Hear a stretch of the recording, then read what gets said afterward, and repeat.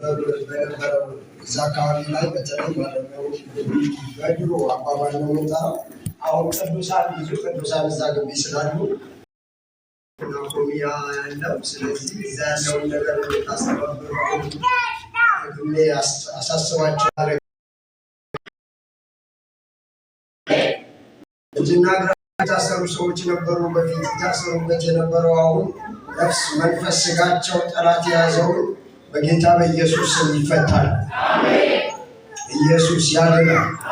መጽሐፍ ቅዱስ የያዛችሁ ዘፍጥረት ምዕራፍ 26 የጌታን ቃል አብረን እናወጣለን። ዘፍጥረት ምዕራፍ 26 በጌታ በኢየሱስ ስም አብረን እናነባለን። በምድር ቀድሞ በአብርሃም ዘመን ከሆነው ረሃብ ላይ ረሃብ ሆነ። ዘፍጥረት 26 ከ1 ጀምሮ። ይስሐቅም ወደ ፍልስጤም ንጉሥ ወደ አሜሌክ ወደ ጌራራ ሄደ። እግዚአብሔር ተገለጠለት እንዲህም አለው፣ ወደ ግብፅ አትውረድ፣ እኔ በምልህ ምድር ተቀመጥ እንጂ በዚች ምድር ተቀመጥ፣ ከአንተ ጋርም እሆናለሁ፣ እባርክሃለሁ፣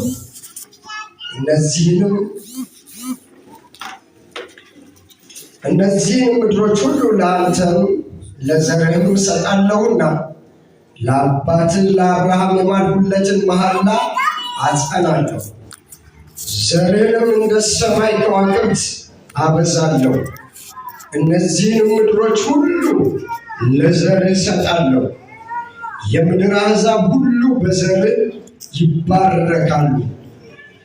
አብርሃም ቃሌን ሰምቶአልና ፍርዴን፣ ትእዛዜን፣ ሥርዓቴንና ሕጌን ጠብቋልና። ይስሐቅም በጌራራ ተቀመጠ። የዚያ ስፍራ ሰዎች ስለ ሚስቱ ጠየቁት፣ እርሱም እህቴ ናት አለ። የዚህ ስፍራ ሰዎች ለርብቃ ሲሉ እንዳይገሉኝ ብሎ ሚስቴ ናት ማለትን ፈርቷልና እርሷ ውብ ነበረችና። በዚያም ብዙ ቀን ከተቀመጠ በኋላ የፍልስጤም ንጉሥ አቤሜሌክ በመስኮት ሆኖ ጎበኘ። ይስሐቅን ሚስቱንም ርብቃ ሲዳራ ታየ። አቤሜሌክም ይስሐቅን ጠራ፣ እንዲህም አለው፣ እነሆ ሚስትህ ናት፣ እንዴት እርሷ እህቴ ናት አለ። ይስሐቅም በእርሷ ምክንያት እንዳልሞት ብዬ ነው አለው። አቤሜሌክም አለው፣ ይህን ያደረግክብን ምንድን ነው? ከሕዝብ አንዱ ከሚስትህ ጋር ሊተኛ ጥቂት በቀረው ነበር፣ ኃጢአትም ልታመጣብን ነበር። አቤሜሌክም ሕዝቡን ሁሉ ይህ ሰው ሚስቱንም የሚነካ ሞትን ይሙት ብሎ አዘዘ። ይስሐቅም በዚያች ምድር ዘርን ዘራ። በዚያች ዓመት 100 እጥፍ አገኘ። እግዚአብሔርም ባረከው፣ ባለጠጋ ሰውም ሆነ። እጅግ እስኪበለጥግ ድረስ እየጨመረ ይበዛ ነበር። የበግና የላም የከብት የሎሌዎችም እጅግ በዙለት። የፍልስጤም ሰዎች ቀኑበት። በአባቱ በአብርሃም ዘመን የአባቱ ሌሎች የማሷቸው ጉድጓዶች ሁሉ የፍልስጤም ሰዎች ደፈኗቸው፣ አፈርም ሞሉባቸው። አቤሜሌክም ይስሐቅን ከእኛ ተለይተህ ሂድ፣ ከእኛ ይልቅ እጅግ በዝተሃልና ነው። ይስሐቅም ከዚያ ሄደ፣ በጌራራም ሸለቆ ሰፍሮ በዚያ ተቀመጠ። እናንተ እስከ መጨረሻ አንብቡት፣ ለሐሳቤ ይበቃኛል። እግዚአብሔር ሆይ እናመሰግናለን። ክብር ለዘላለም ላንተ ይሁን። ጥንት የነበርክ ዛሬም ያለ ለዘላለም የምትኖር አምላካችን ላንተ ክብር ይሁን። ይህ ምሽት ተራ ምሽት አይደለም። የተገኘንበትን ቦታ ተራ ቦታ አይደለም። በጌታ በኢየሱስ ስም እናከብርሃለን፣ እናመሰግንሃለን። ማንም ሰው ምስኪንነት እንዳይሰማው እውነት ለመታዘብ ያልመጣ ሰው ካለ እስቲ ጮክ ብሎ አሜን ይበል። ለማላቀቅ እንደመጣ ሰው በጌታ የተለቀቀ ዘመናችሁ የያዘው ይመታ። ሀሳባችሁ የያዘው ይመታ። ገብታችሁ እንዲሁ እንድትወጡ የሚያደርግ ደርሰን እንድንመለስ የሚያደርግ እኛ ዘንድ ያለ እኛ በደንብ የምናውቀው ያ ሲስተም በጌታ በኢየሱስም ከላያችን ላይ የረገፈ ይሁን። አዛለው በኢየሱስም ከላያችን ላይ የረገፈ ይሁን። ከላይዋ ላይ ይርገፍ። እንደ ጥላ የሚከተላት የረገፈ ይሁን። እንደ ጥላ የሚከተለው የረገፈ ይሁን። ቀኑን የሚከተል ይርገፍ። ሌሊቱን የሚከተል ይርገፍ። በኢየሱስም የረገፈ ይሁን። ጉባኤ ሁሉ ሲጮክ ብሎ አሜን ይበል። የረገፈ ይሁን። ከቤት ላይ የረገፈ ይሁን። ወሩን የሚረግም የረገፈ ይሁን። ሳምንትሽን የሚረግም የረገፈ ይሁን። ጤናን የሚረግም የረገፈ ይሁን። እርግማንና እርግማን ጉልበት ይሰበር። በኢየሱስም ይሰበር። በኢየሱስም ይሰበር። እንትናን ለመያዝ ያቀድኩት እቅድ ተሳክቶልኛል። ዛሬ ደግሞ ከኔ ይዛለው ብሎ የያዘው ፕሮጀክት በኢየሱስም ከእጁ ላይ አስጥላለሁ። ከቤት ላይ አስጥላለሁ። ያንተና ያንተ ከሆነ ጉዳይ ላይ አስጥላለሁ። አውሬው ይመታ። ቀን ከሌሊት ሕዝቤን የሚረግም ይመታ።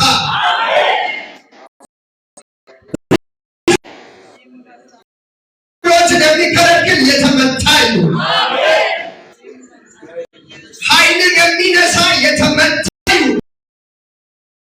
ሽባ የሚያደርግ የተመታ ይሁን። እውር የሚያደርግ የተመታ ይሁን። አንካሳ የሚያደርግ የተመታ ይሁን። ተቆጥታችሁ አሜን በሉ። ይመታ። አንተ ጋር ጠላት ሲመጣ ሊሰርቅ፣ ሊያርድ፣ ሊያጠፋ፣ ሊገድል እንጂ ሊሸልም አይመጣም። በጌታ በኢየሱስ ስም ይመታ። ነፍስህን የሚሻ ይመታ። ጤናህን የሚሻ ይመታ። በረከትሽን የሚሻ ይመታ።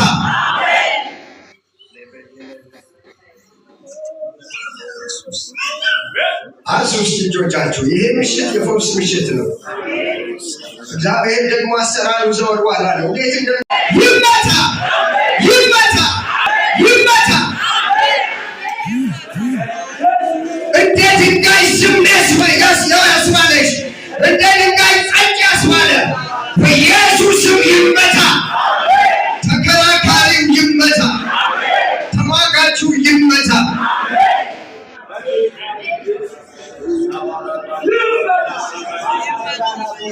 እግዚአብሔር ለበረከት ጠርቶሃል። ጉባኤ ሁሉ እስቲ አሜን ይበል። ለጸሎት በረከት ጠርቶሻል። ለምስጋና በረከት ጠርቶሃል። ለነፍስ የእርካታ በረከት ጠርቶሃል። በጌታ በኢየሱስ ስም አይምሮ ይለቀቅ። አይምሮሽ ይለቀቅ። ፍጹም የሆነ መፈታት ጉባኤውን ይሙላው። እባክህ አንድ ጊዜ አስበን። መጎብኘትን ይጎበኛችኋል ተብሎ እንደተጻፈ ይሄ ምሽት የጉብኝት ምሽቷ ይሁን።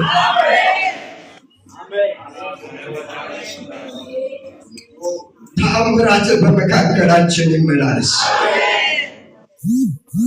የሕዝብ ፊት ቆሞ ሊያገለግል ያለውን ሳይሆን ሁሉም ሰው አንተ ውስጥ ያለውን እውነት በጌታ በኢየሱስ ስም በናፍቆት የሚወስድ ይሁን።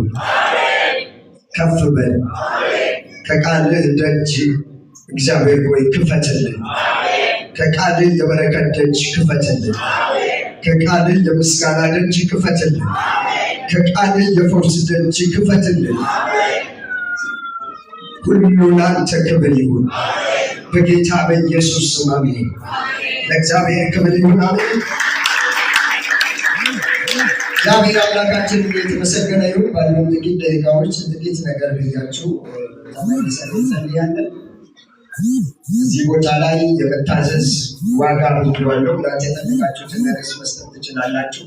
የመታዘዝ ዋጋ ከይስሐቅ ታሪክ ተነስተን የመታዘዝን ዋጋ ለማየት እንሞክራለን። ታውቃላችሁ በዚህ ዓለም ላይ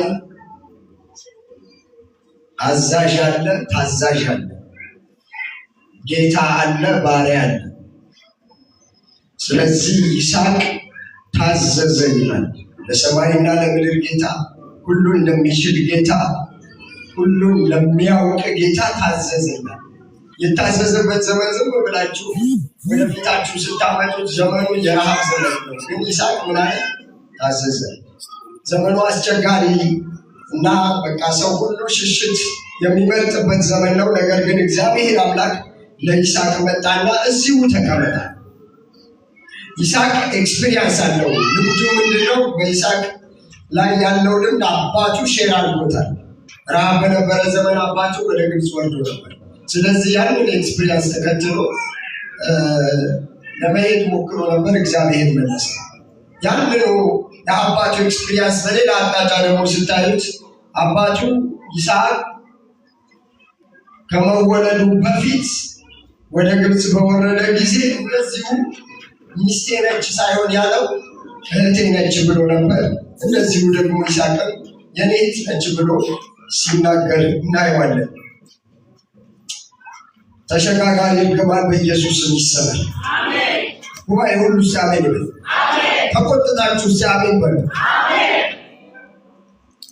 እና በዚህ የመታዘዝ ዋጋ ውስጥ ይስሐቅን ልብ ብላችሁ ስታዩት ከመጀመሪያው ጀምሮ ይስሐቅ የሚታዘዝ ልጅ ነበረ። ታውቃላችሁ ይስሐቅ አብርሃም ወደ ሞሪያ ተራራ ይዞት ሲሄድ ምን ብሎ የሄደ ልጅ ነው?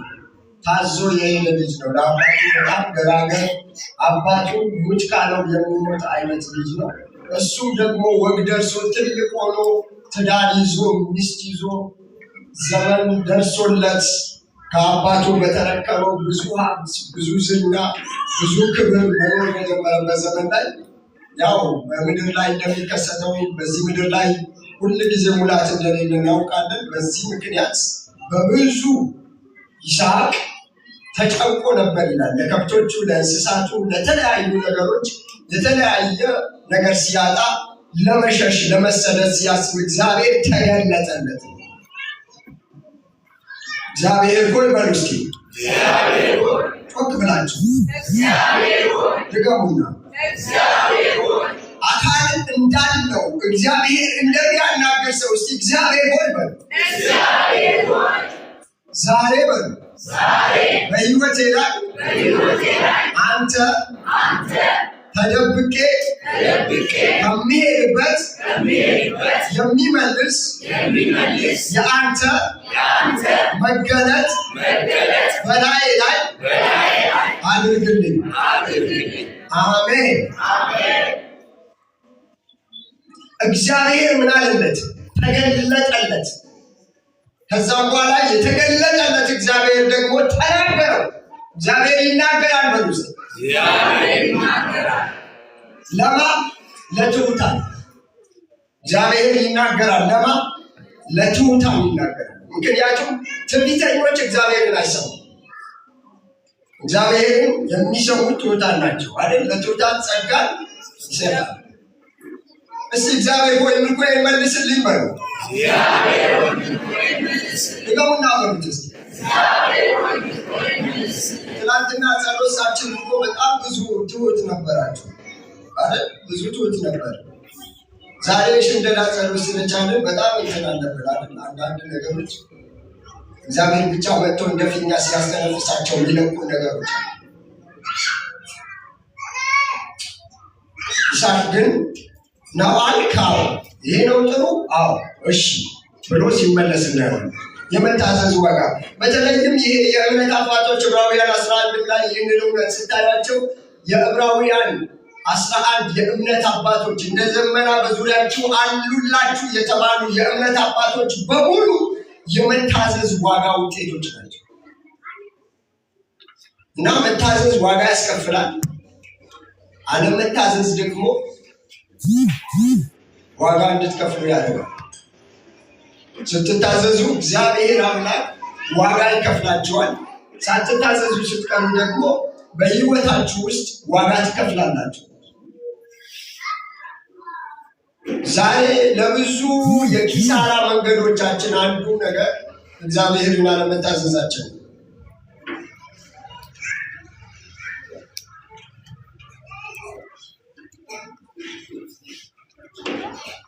እባካችሁ ያለ እግዚአብሔር ኮብልለን የምንኖርበት ዘመን ያብቃ። ይሄ እግዚአብሔር በሌለበት ዓለም ውስጥ የምንዋኝበት ህይወት ያብቃ። ኧረ አሜን። ያ ትህትናችን ይመለስ፣ ያ ቅንነታችን ይመለስ፣ ያ እግዚአብሔር መፍራታችን ይመለስ። እሱ ነው የሚሻለው። ይስሐቅ በጣም ብዙ ነገሮች እንዲህ የሚያደርጉት ነገሮች ነበሩ። ነገር ግን ይስሐቅ ሲታዘዝ እናየዋለን።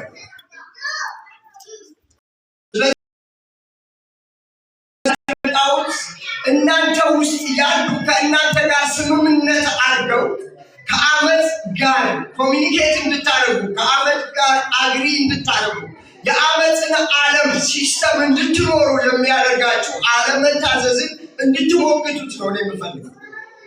የእግዚአብሔርን ቃል ሚለን ዛሬ ለዚህ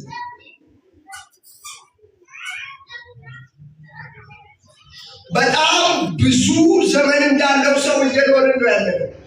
ነገር ግን ጊዜው አጭር ነው፣ ዘመኑ ቅርብ ነው። ከአመፅ ጋር ተባብረን የአመፅን ዋጋ እንዳንወስድ፣ የአመፅን ሂሳብ እንዳናወራርድ እግዚአብሔር ዛሬ ንስሐ እንድንገባ ይፈልጋል። እግዚአብሔር ሆይ በሉ እስኪ በሕይወቴ ላይ ያላንተ የተጓዝኩባቸው የኋሊት ዘመኖቼን መልስልኝ። እናገለግላለን፣ ግን ወደፊት እየሄድን ነው ወይስ ወደኋላ? እየዘመርን ነው፣ ወደፊት እየሄድን ነው ወደኋላ? እናንተ ነው የምታውቁት። ለዚህ ለእናንተ የሰራዊት ጌታ እግዚአብሔር እንዲላችኋል ብለን ትንቢት ማምጣት አያስፈልግም። ምክንያቱም እራሳችሁ ታውቁታላችሁ፣ ራሳችሁ ታውቁታላችሁ በእኛ ህይወት ውስጥ ያሉ እጅግ ገራሚ ነገሮች ስለሆኑ። ስለዚህ ይስሐቅ ከእግዚአብሔር ጋር የነበረው ግብብነት፣ ከእግዚአብሔር ጋር የነበረው ስምምነት ምን አድርጎ አስተካክሎ ከእግዚአብሔር ጋር ሲታረቅና ሲስማማ እናየዋለን። ቀደም እንዳልኳችሁ መታዘዝ ዋጋ ይከፍላል። እናንተ የምትከፍሉት የትኛውን መስዋዕት መንገድ ላይ አይቀርም። ብዙ ሰዎች ገለዋችሁ ሊሄዱ ይችላሉ፣ ግን እናንተ በህይወት ነው የምትኖሩት። ልክ አቤልን ገሎ በህይወት እንደሚኖር እንዳሰቡ። ነገር ግን የነበረው እንዴት ነው? ተገላቢጦሽ ነው አይደል? አቤል እየኖረ ነበር፣ ቃየንስ እየተሰደደ ነበር። ዛሬ በህይወታችን ውስጥ መንፈስ ነው ከብሮ ያለ ወይስ ስጋ? እናንተ ነው የምታውቁት። የመታዘዝ ዋጋ በደንብ የተረዱ አማኞች በቤተ ክርስቲያን ውስጥ በህይወታቸው ውስጥ በዘመናቸው ውስጥ እግዚአብሔር ሲከፍላቸው እናያለን። የማይታዘዙ ሰዎች ደግሞ እግዚአብሔር ሲከፍላቸው አናይም። ለምንድን ነው ማናየው? የማናይበት ምክንያት ስላልታዘዙ።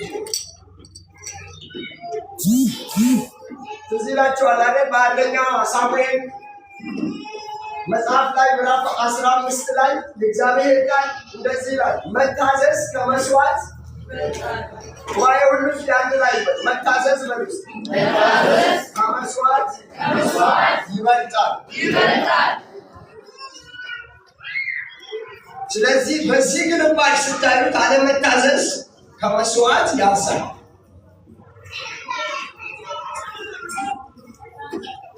በጌታ በኢየሱስ ስም ቤተክርስቲያን ውስጥ የእግዚአብሔር መታዘዝ ይሙላል።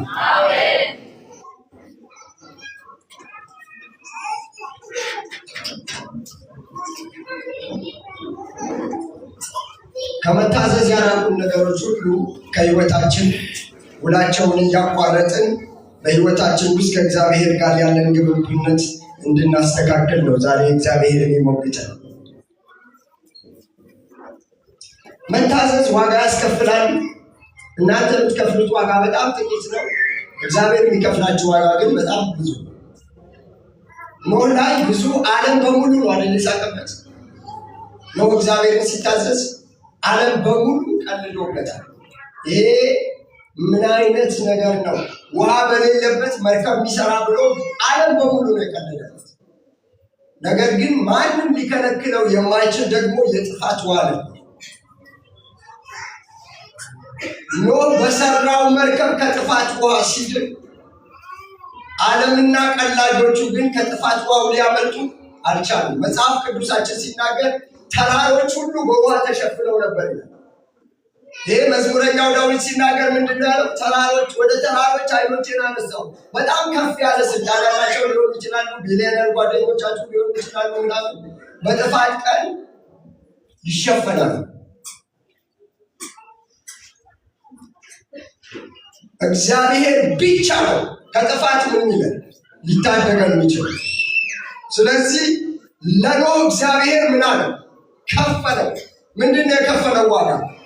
ዓለም በሙሉ ሲጠፋ ያፌዘበት የቀለደበት ይሄ እምነት የለሽው ዓለም በሙሉ ሲጠፋ አማኙ ኖህ ግን ከቤተሰቡ ጋር እግዚአብሔር ሲያድን እናያለን።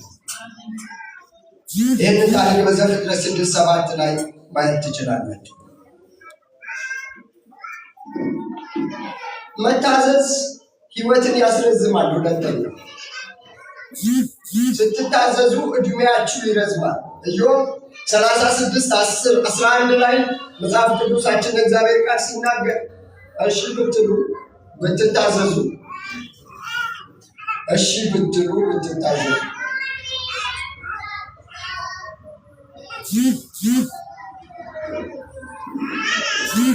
ስለዚህ ፕሊስ እድሜን የሚያሳጥሩ ነገሮች ከህይወታችን ላይ ከዘመናችን ላይ እያቋረጥን መኖር እንድንችል እግዚአብሔር ይፈልጋል።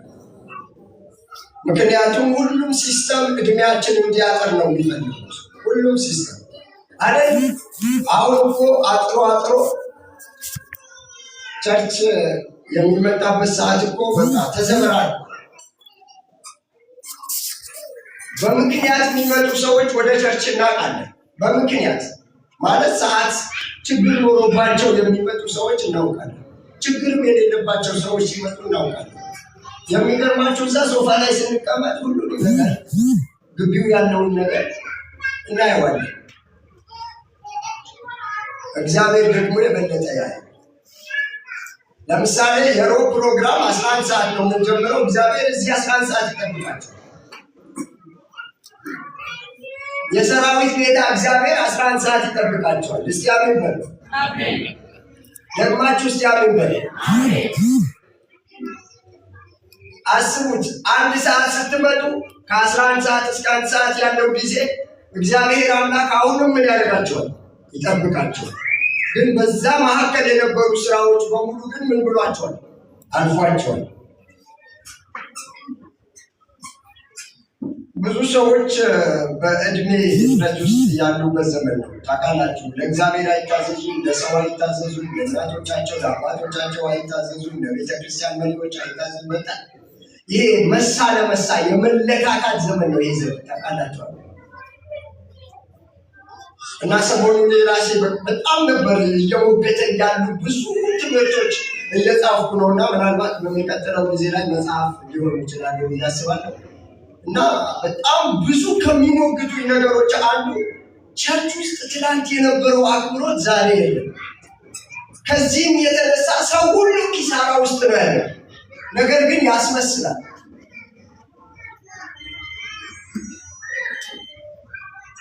ይሄ ፈውስ ምሽት ነው። በኢየሱስ ስም መለኮታዊ ፈውስ በላያችሁ ላይ ይሁን።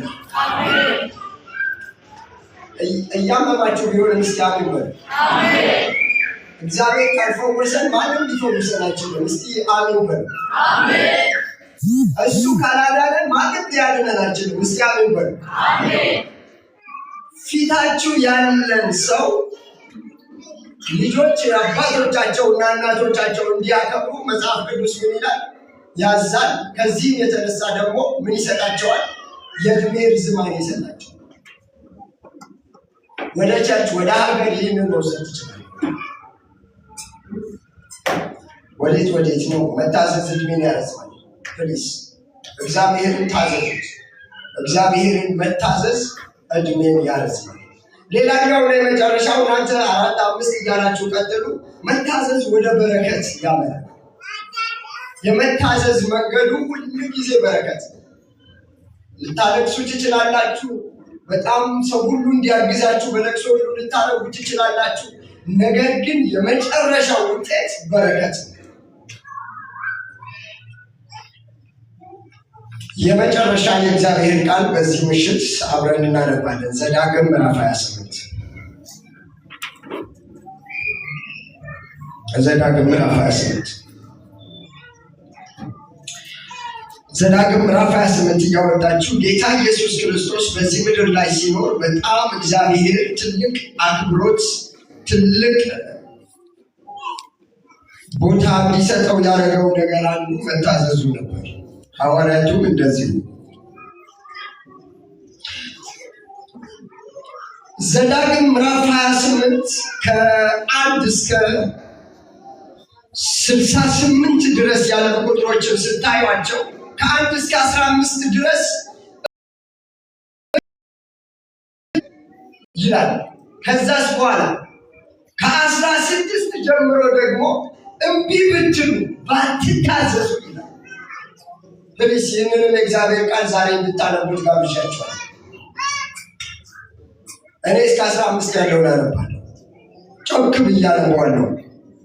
በጌታ በኢየሱስ ስም እንድትሰሙ ጆሮአችሁ ይከፈት። ይህ የማነበው የእግዚአብሔር ቃል ነው። ይሄ እግዚአብሔር ቃል ነው። በሉስ ድገሙና በሉስ። እንዲህም ይሆናል የአምላክን የእግዚአብሔር ቃል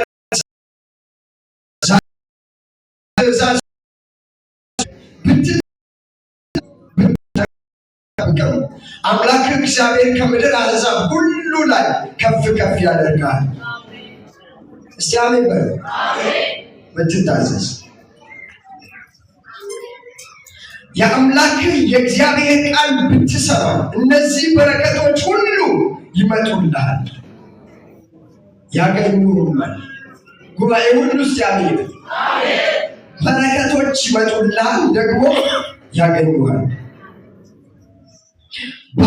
አንተ በከተማ ብሩክ ትሆናለህ፣ በእርሻ ብሩክ ትሆናለህ። የወድህ ፍሬ፣ የምድርህም ፍሬ፣ የከብትህንም ፍሬ፣ የላምህም ርቢ፣ የበግህም ርቢ ብሩክ ይሆናል። እንቅብህና ቧቃ ብሩክ ይሆናል። አንተ በመግባትህ ብሩክ ትሆናለህ፣ በመውጣትህም ብሩክ ትሆናለህ። እግዚአብሔር በላይ የሚቆሙትን ጠላቶችን በፊት የተመቱ ያደርጋቸዋል። በአንድ መንገድ ይመጡብሃል፣ በሰባት መንገድ ከፊት ይሸሻሉ። እግዚአብሔር በረከቱ በአንተ ላይ በጎተራ በእጅም ስራ ሁሉ ላይ እንዲወርድ ያዛል። አምላክ እግዚአብሔር በሚሰጥ ምድር ይባርካል። የአምላክ የእግዚአብሔር ትእዛዝ ብትሰማ በመንገዱ ብትሄድ እግዚአብሔር እንደማለልህ ለእርሱ የተቀደሰ ሕዝብ አድርጎ ያቆማል። የምድር አሕዛብ ሁሉ የእግዚአብሔር ስም በአንተ ላይ እንደተጠራ አይተው ይፈሩሃል። እግዚአብሔርም እርሷን ይሰጥ ዘንድ ለአባቶች በማለላቸው በምድር ላይ በሆድ ፍሬ፣ በከብትም ፍሬ፣ በእርሻም ፍሬ እግዚአብሔር በጎነቱን በላይ ያበዛል። እግዚአብሔርም ለምድር በወራቱ ዝናብን ይሰጥ ዘንድ የእጅን ሥራ ሁሉ ይባርክ ዘንድ መልካሙን መዝገብ ሰማዩን ይከፍትልሃል። ለብዙ አሕዛብ ታበድራለህ፣ አንተ ግን ከማንም አትበደርም። ዛሬም ያዘዝኩህን የአምላክን የእግዚአብሔርን ትእዛዝ ሰምተህ ብትጠብቃት ብታደርጋትም ዛሬ ካዘዝኩ ከነዚህ ቃሎች ወደ ቀኝም ወደ ግራም ፈቀቅ ባትል ታመልካቸውም ዘንድ ሌሎች አማልክት ባትከተል እግዚአብሔር ራስ ያደርግሃል እንጂ ጅራት አያደርግም። ሁል ጊዜ በላይ እንጂ በታች አትሆንም። ጉባኤ ውስጥ ያለን ይበል። እሺ ብትታዘዝ ምን ይሆናል? በረከት ይሆናል። እግዚአብሔርን ስንታዘዘው ወዴት ይመራናል? ወደ በረከት ይመራል። ወደ በረከት ይመራል።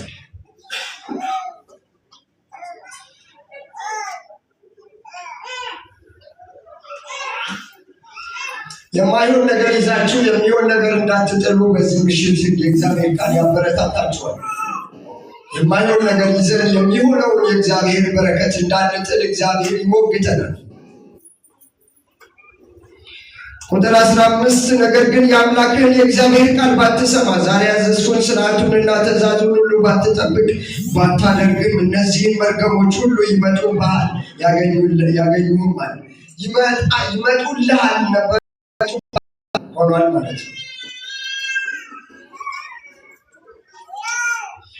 በዚህ ምሽት ምን ልትለን ፈልገን ነው ካላችሁ፣ መታዘዝ ዋጋ ይከፍላል። በመታዘዝ ውስጥ ያሉ በረከቶች ከሞት መዳን፣ የዕድሜ መርዘም እንዲሁም ደግሞ በእግዚአብሔር ዓለም ውስጥ ያለው እውነተኛው በረከት ከእኛ ጋር ምን እንዲል ኮኔክት እንዲያደርግ ይሆናል ማለት ነው። ብዙ ሰው ከበረከት ውጭ ነው ያለው። ብዙ ሰው ይለፋል እንጂ የለፋው ያህል አይደለም እያገኘ አይደል? ይደክማል። የአንዳንዱ ጉልበት በጣም ብዙ ነገር የጨረሰበት ይመስለዋል። ነገር ግን የጨረሰብን አለመታዘዛችን። አብዛኛው ጉልበታችን ያለቀው ባለመታዘዝ ነው። የቀረን ዘመን አንድም ቀን ቢሆን እግዚአብሔርን ታዘን፣ እግዚአብሔርን አክብረን፣ እግዚአብሔርን ፈርተን እንድንኖር እግዚአብሔር ይፈልጋል። ልንኖርለት ይፈልጋል እግዚአብሔር። ኢየሱስ በመስቀል ላይ የቆየው ታግሶ የቆየው አባቱን ደስ ለማሰኘት ነው። ዛሬም አንቺ፣ አንተ፣ እኔ፣ እናንተ ሁላችንም ለእግዚአብሔር ደስታ እንድንኖር አንድ ልጁን በብዙ ሐዘን እግዚአብሔር ለእኛ አሳልፎ ሰጥቶታል። ስለዚህ እንደ ተራ ሰው ከመኖር እግዚአብሔር እንዳከበረው ሰው ለመኖር እግዚአብሔርን መታዘዝ መጀመር አለ። የአመፃችን ጥግ ጣራ ነክቷል። በጣም ብዙ አመፃዎች በእግዚአብሔር ቤት ውስጥ አሉ። እስቲ እኔ ይህንን እውነት ሳልነግራችሁ ብሄድ እግዚአብሔር ይጠይቀኛል። የለም አመፅ ካላችሁ በቃ ጥሩ ነው። ምን አመፅ አለ? ምክንያቱም እኛ ቤት ፈንክሽን እያደረገው ነው ያለው ነገር ቅድሚያ እየሰጠሁት ያለው ለማን ነው? የኔ የቅድሚያ ህይወት የሰጠሁት ለማን ነው? እሱን ጠይቁ ራሳችሁ። ማንም ላይ ጣት አትጠቁሙ፣ ራሳችሁ ጋር መልሱ ጣታችሁ። ምክንያቱም እግዚአብሔር የበረከት አምላክ ነው። እስቲ አሜን በሉ። እግዚአብሔር የህይወት አምላክ ነው። በእምነት ድነናል፣ በመታዘዝ ግን እንኖረዋለን። የምንኖረው ኑሮ የመታዘዝ ኑሮ እንዲሆን እግዚአብሔር ይፈልጋል። የዳነው በእምነት ነው፣ ኑሮው ግን የሚኖረው በመታዘዝ ነው። እግዚአብሔር ከትዕቢታችን ያውጣል። ጉባኤ ውስጥ ያምን ይበል። እግዚአብሔር ትልቅ ነው፣ አንተን ግን አናውቅም። እኛ ትንንሾች ነን፣ እግዚአብሔርን ግን ንቀነዋል። ይህ ሀቅ እውነት ካልሆነ እንግዲህ እንዴት እንደምታደርጉት ራሳችሁ ሞክሩ። እግዚአብሔር ትልቅ ነው፣ እኔን አናውቀኝም። እኔ ግን እግዚአብሔርን ንቄዋለሁ። በምን? በምግባሬ። ይህንን ሪሊ በህይወታችን እየተገበር ነው ያለ እውነት። እግዚአብሔር ለክብር ጠርቶናል። ጌታውን በሉስ አንተ እኔን በጠራህበት ዓለም ውስጥ አንተን ማክበር እንድችል እርዳኝ። እግዚአብሔር የጠራን በክብር ነው። እግዚአብሔር የጠራን በክብር ነው። ኧረ አሜን። ማንም ሰው ለውርደት እግዚአብሔር አልጠራው። ነገር ግን የሚያዋርደን ስራችን፣ ምግባራችን። ስለዚህ ዛሬ የሰራዊት ጌታ እግዚአብሔር እንደዚህ ይላችኋል፣ እኔን ወደ መታዘዝ ተመለሱ ይላችኋል። ጉባኤ ውስጥ አሜን። እኔ አይደለም የምላችሁ የሰራዊት ጌታ እግዚአብሔር እንደዚህ ነው የሚላችሁ። የእግዚአብሔር ቃል ከትንቢት ሁሉ ምን ያደርጋል? የጸና ቃል። ሊሞግት እንጂ ልትሞግተው አትችልም።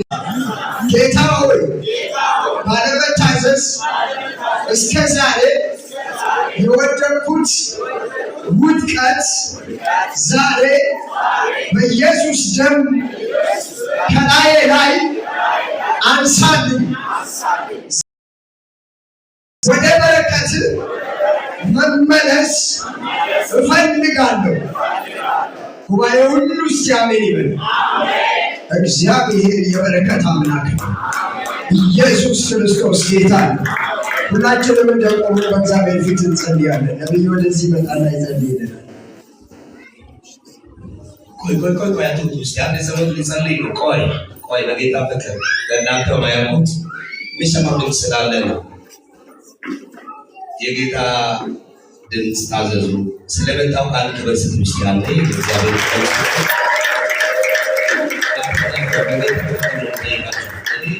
እናንተ ቤት እኔ ማለት አስተምጨት ብዙ ዲካም የለም፣ ግን እግዚአብሔር ነገር ሰጥቶ ዝም ማለት ነገር በጣም ጸጸት ነው የሚሆነውና ይሄ ወር የካቲት ወር ነው አይደል? ስንት ቀን ቀረ? ያው እግዚአብሔር ልጅ የሶስት ሰው ቤት ይሄው ሳይዘጋ ሐዘን ያዘጋጃል። ከባድ አዋጅ ያለውና ቃል እየተሰበከ ለዚህ ለሶስት ሰው ጸልይ ይለኛልና ማን አልነገረኝ። ልጆቻቸውን አንሱ። የሆነ አንድ ቤት ላይ ባል ላይ ከባድ እንቅፋት አምጥቶ